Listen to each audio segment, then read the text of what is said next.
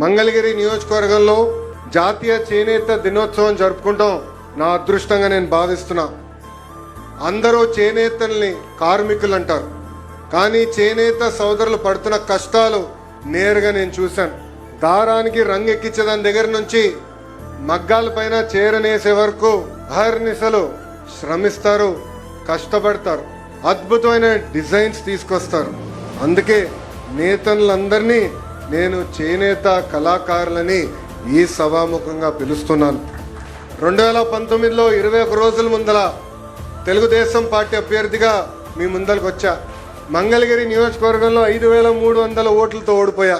కానీ మంగళగిరి పట్టణం ఆనాడు నాకు 7000 ఓట్ల మెజారిటీ ఇచ్చింది.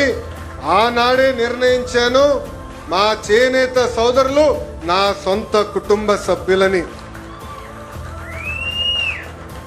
ఓడిపోయిన మొదటి రోజు నాకు బాధ ఆవేదన కలిగింది, కానీ రెండో రోజు నుంచి ఆ బాధ ఆవేదన నాలో కసి పెంచింది. ఎట్టి పరిస్థితుల్లో మరి 5 సంవత్సరాలు ఇక్కడనే పనిచేస్తాను, ప్రజలకి అందుబాటులో ఉంటానని నిర్ణయించుకున్నా.